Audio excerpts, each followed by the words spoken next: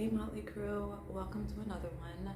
This is actually going to be Musings podcast. Yes, I'm wearing the same clothes, and yes, I am doing this back to back. And I might continue to do the videos back to back, so I'm going to continue wearing the same clothes, but I won't be posting them back to back. So, welcome. Hi, how are you doing? How are you doing? How is your heart? How are you feeling? What do you need today? Right now in this space, whatever it is, if it's something different, go grab that. Press pause on the video because you can and grab that thing, give yourself what you need and come back to this if that is accessible and available to you.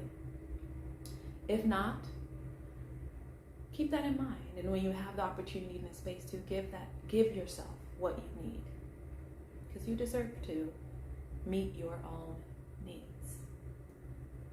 Now I invite you to take 3 of the deepest belly breaths, deep belly breaths, deep belly breaths you have taken all day, extending that belly out, filling it with air, long deep breath, and then letting that air out slowly with a sigh. Doing that 2 more times, as many times as you wish, to get yourself settled into your body. And with this ring, I open up the sacred space. Welcome. So I feel like I do that differently each and every time, but do know that it will consist of the same components, just in different orders sometimes, because that's just, I was always that child that when it came to instructions, I had difficulty following instructions in the right order. Sometimes I'd do 3, and then I'd go to 2, and then I do 5, and then I do 1, and that's just me, and so neurodivergent. So I will have the components. They might not be in the same order, but know that they'll be there. So today, as always, I set the intention of being a clear channel of the highest truth with clarity, rooted in love for your guidance, insight, and healing in life and along your healing and spiritual journeys. So I'm being called to talk about mental health and trauma, because mental health in the Western paradigm, this Western society, is really heralded as the, there was a word, as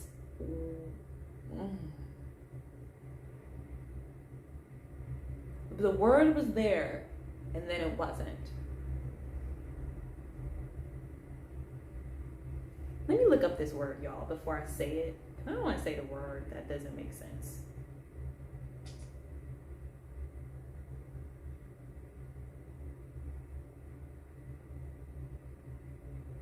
Man, that's not the right word. So it's really heralded as like this solution, this end-all be-all solution for mental health.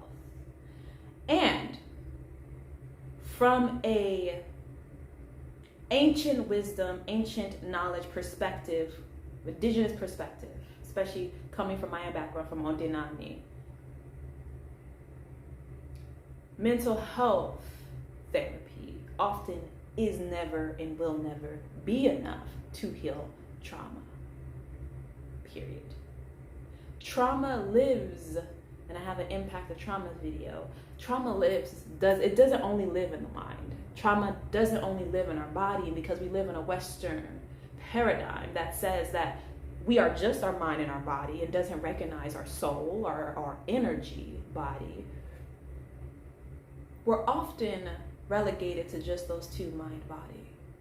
But trauma, again, this is from an indigenous ancient perspective that goes back thousands of years.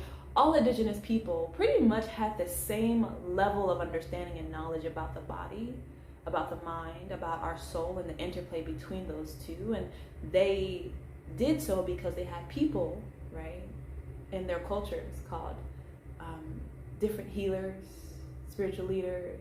We call them shamans, curanderos. For me, I'm a dibia, which is my cultural traditional lineage. And so, because we work very closely with the spiritual realm, we're able to perceive a society differently from how it is typically received by just the physical reality.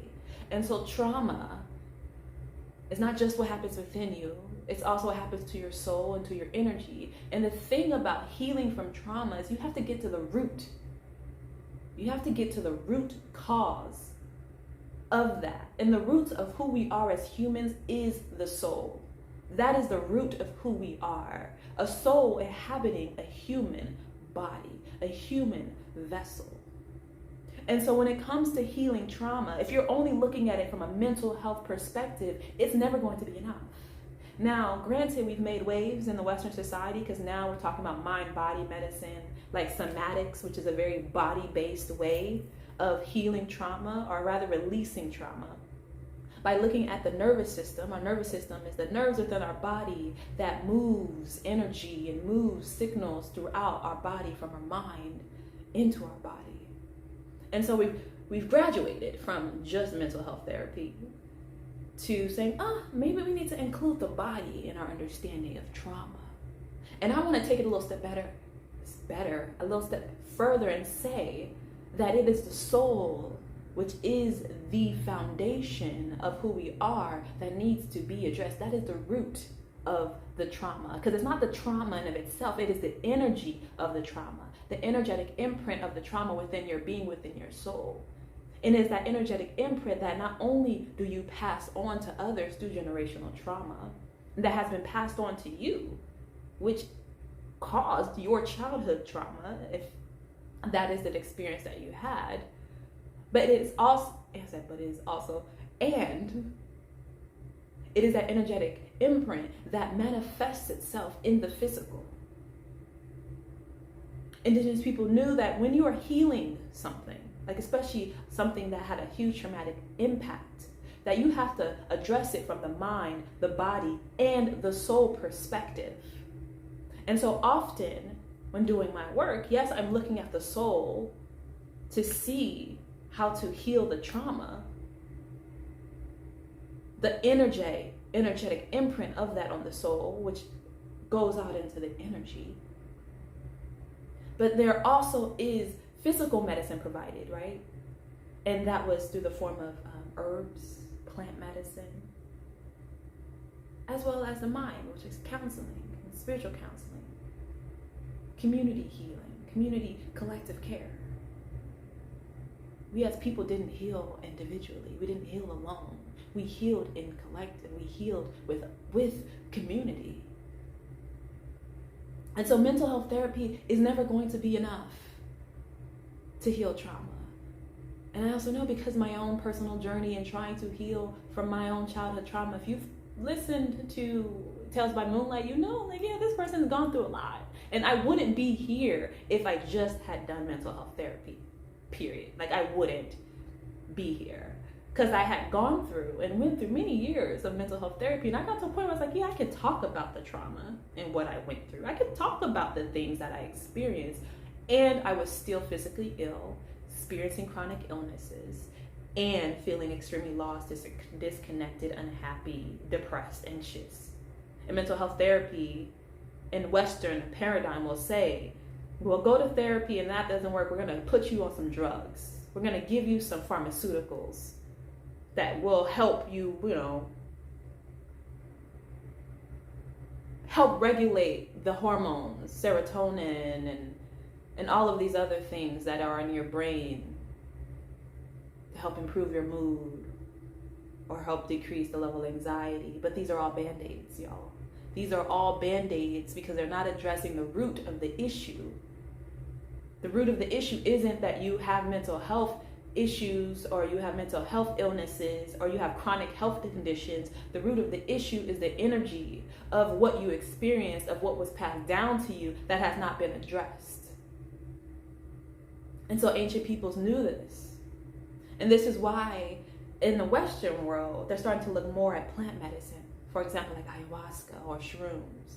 And the thing about plant medicine, which makes them so potent is that they are able to interact with the mind, the body, and the soul.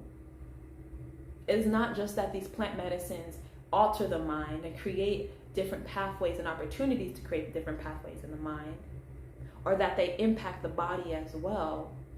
It is the soul and the energetic aspect of these plant medicines, because these plant medicines have soul, which creates the ability to impact the human on these three different levels, and thus bring one to the possibility of health and healing from trauma. I'm not here to advocate for plant medicine. I'm just giving you an example. Because at the end of the day, when you address the root issue is the energy, it's the soul disharmony that is being manifested through the body and thus the mind. Then you are able to manifest more. And when I say manifest, it makes it seem as it's magic. Then it's able to come, let's see a different word for that. Brought out in a way where you can see it change your health and well-being.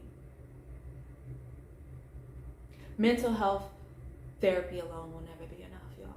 And I'm going to keep on saying that. And you can quote me on that.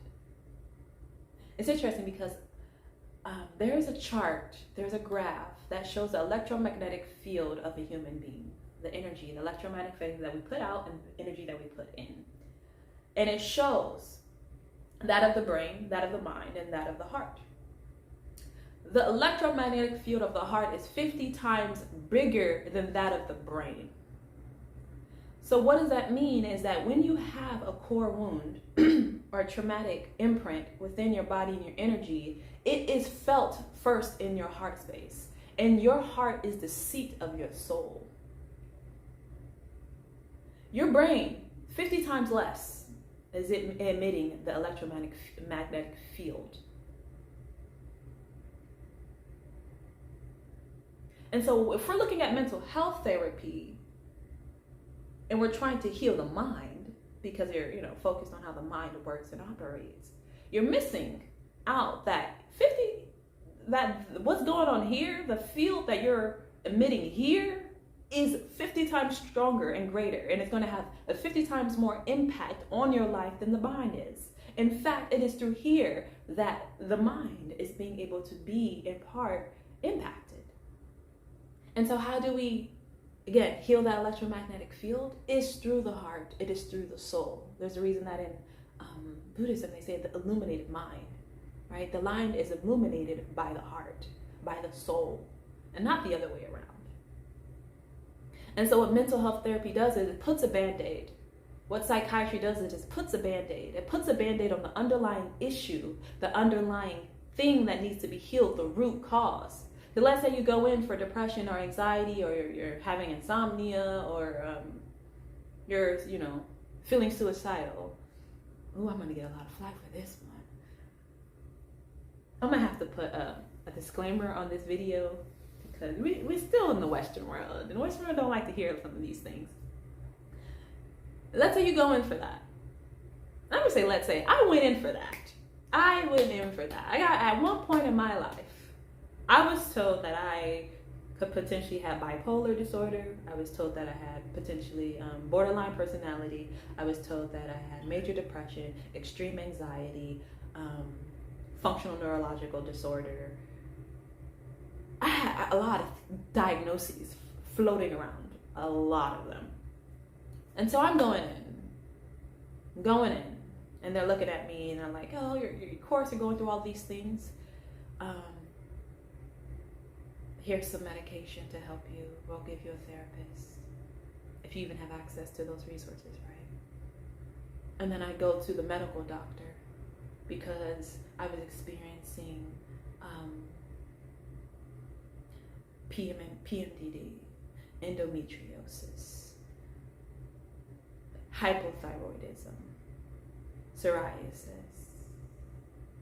and a lot of other unknowns that they weren't sure about, that they just didn't know. I was experiencing a lot of physical distress. And then I go to the doctor and they're like, okay, we're doing some tests, and from these tests we'll give you some more medicine. the thing with ancient wisdom is knowledge is that the people who you went to for your mental, for your physical, and for your energy healing were all one people. So one person. So they're able to look at you from a holistic perspective. But because we are been cut, piece, and parceled, the mind person is here, the physical person is here, and then the energy people are like back there, because we don't really acknowledge the energy people, because that's alternative. That's alternative. You're cut, piece, and parceled, and you're not seen as a holistic being, mind, body, and soul. And so that one person doesn't have, most of the time, the knowledge of all aspects and how all of these aspects interact and interplay to bring you a holistic perspective. And so you go to I went to all these people trying to figure out myself. And not one single person, right? This is before I found somatics. I think somatics is the closest, because it is very much body and informed by a trauma-informed approach.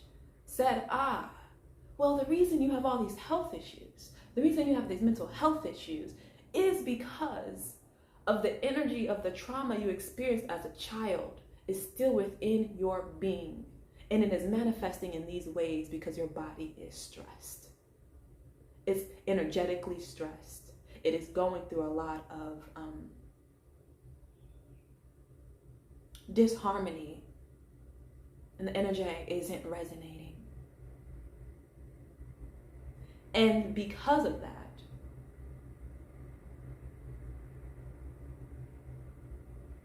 you have all of these other issues in your mental body, your physical body, where you're also seeing disharmony. Dis-ease is disharmony. It's our body being out of harmony with itself. The reason that you have these what do you call it? What do they call it? Oh. I want to make sure that I am using the right words.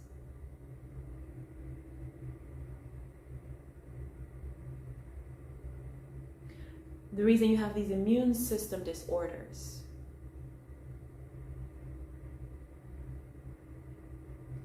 is because the body is attacking itself to show you that there is disharmony within and the energy, and it's trying to address the energy, but it's the physical body. The physical body is trying to address something that exists on an energetic, on a soul level. Until I went to and took plant medicine for myself. And again, I'm not advocating for that, y'all.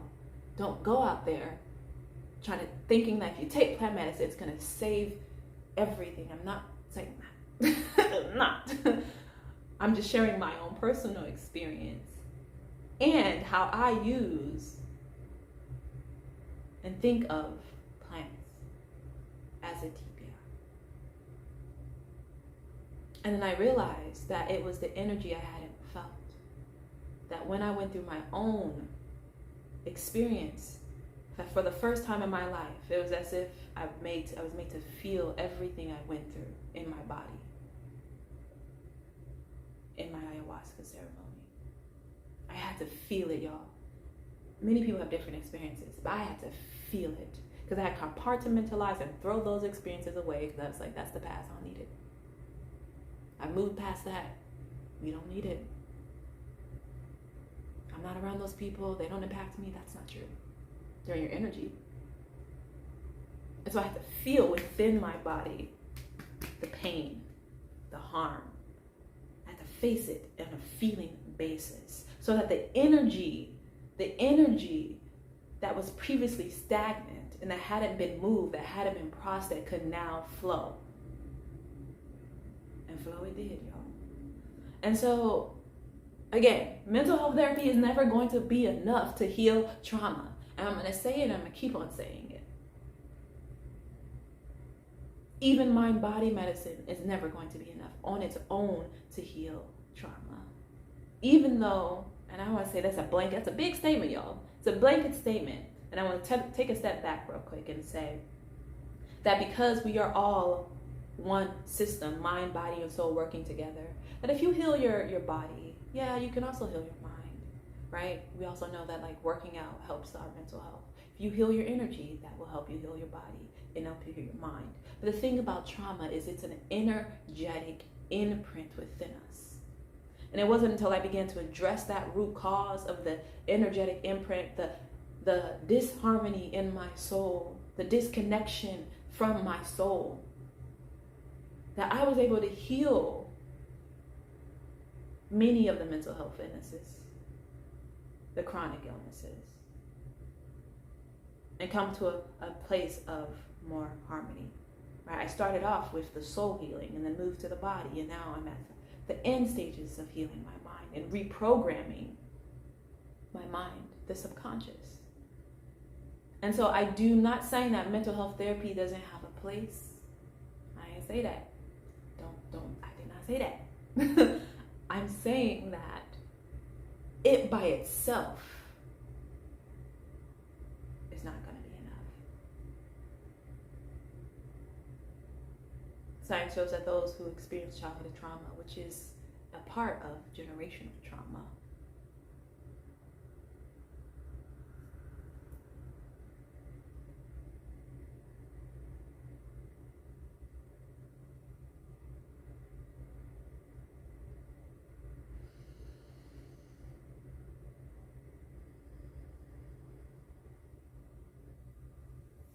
I was trying to find there's a fact. I was trying to find the factoid because I'm not going to make up numbers, but they're more likely to experience things like addiction and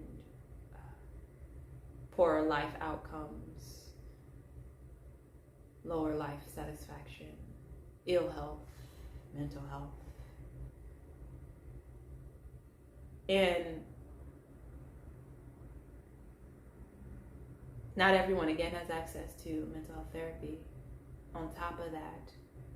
So me talking about having access to energy and soul healing or holistic healing, let's just say holistic healing, because that's what I advocate for. It's a holistic approach to healing trauma, not just a one-stop shop understanding of who we are as human beings. But with those facts, of course, like, you know, if you're someone who's experienced childhood trauma, you've experienced generational trauma on your whole being, and now you have a higher propensity of experience detrimental outcomes in life, then it sometimes comes off as if like the society just kind of forgets about you, that there aren't any holistic ways that we as society have created to provide collective care for those who have experienced trauma, childhood trauma, complex childhood trauma, ongoing trauma, generational trauma. And so that's all to say that I know I'm going to upset some people with what I have to say. And that's okay. Because again, my perspective is one that is rooted not only in personal experience, but in the work that I do as a dibia, as a holistic healer, as a rebirth coach, and as someone who is the lineage holder of all this ancient wisdom and knowledge, right? And what I'm saying isn't something that's new, and I just want to highlight that, right? That from an indigenous perspective that goes back tens of thousands of years, thousands and thousands of years, when it came to healing, the person that you would go to, like me, you would go into the spiritual realm, the soul realm, the realm of the unseen, and through there figure out the cause, the root cause of what you were experiencing. And then it's from there we provide a solution, whether it be plant medicine, herbs, dancing, singing, or putting your feet on ground, more community collective care, so that you can come back into balance and harmony with yourself. Because that's what this is all about. It's all about coming back into harmony and balance with the self, with the soul. We have neglected the soul and thus live in a world where so many people feel lost and alone. And are suffering from mental health issues because we neglected the soul. And let's not even talk about the chronic illnesses. Let's not even talk about, like, we haven't gotten there yet. So I'm gonna stop there. Chim, is there anything else you want me to say about this? Yes. Let's pull out the cards. Let's pull them out. The ancestors want to speak. Dio che e che ori afo qua. I'm not my bone. What do you want to say about this topic? About mental health therapy not being enough to heal trauma? What is it? What came out was a card called Nyame Dua, God's tree and altar. It is a sacred spot where rituals are performed, erected in front of the house or compound, and is crafted from a tree that has been cut where 3 or more branches come together. It's interesting because this card, I'm going to show it to you upright. This card is a reminder of, and remember we said 3 or more branches come together. It is regarding 3 different aspects, mind, body, soul, coming together to create one. To create a sacred spot within us as human beings. These 3 aspects, mind, body, soul, create the sacred spot of our humanity, of being human. Being in this human vessel is a sacred being, is a way of being a sacred being. It's us tapping into our divinity. And so again, here the ancestors are reminding us, all of our ancestors, y'all, are reminding us that when we begin to conceive of ourselves as holistic beings, that is where we are able to come together and heal. It is not just one branch. It is 3 or more, depending on how you want to define what it means to be human, right? All of it's open to interpretation. Mind, body, soul, mind, body, spirit, energy. Different ways of conceiving it, but at the end of the day, it's a holistic way of conceiving it.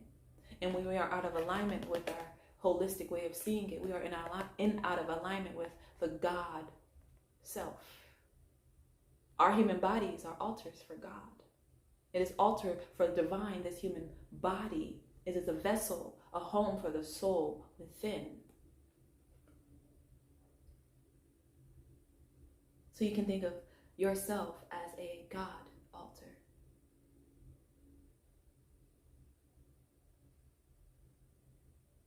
I'm also being pulled to this bottom of the deck card, which is Kuronti ne Akwamu, 2 councils of state, a symbol of democracy, sharing ideas and taking counsel. This again, here's that.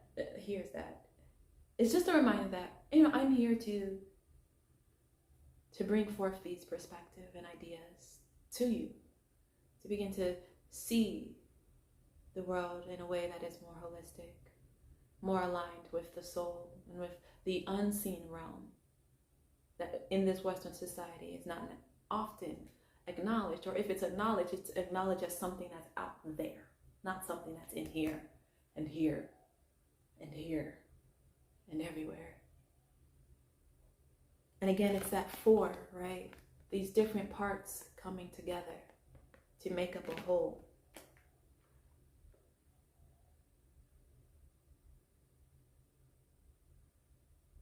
That's where I'm being called to leave things.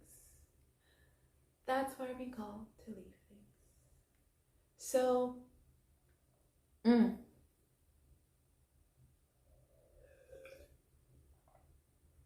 close off, take your 3 deep breaths, y'all.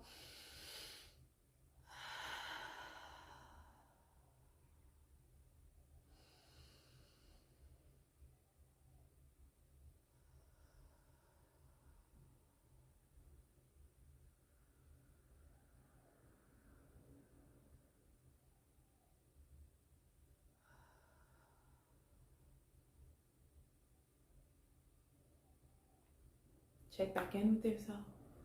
What do you need? How are you feeling? This is the time to do that. Give yourself what you need. If you have to put it, in the back burner, keep that in mind, what it is that you need. Acknowledge and honor your feelings. In this moment, thank you, as always, for taking your time, space, wherever, whenever you are, to tune in with me today. I am so grateful. If you're moved by the spirit of generosity, click the like button, subscribe, donate, get me something off my Amazon. I like books and oracle cards and musical instruments.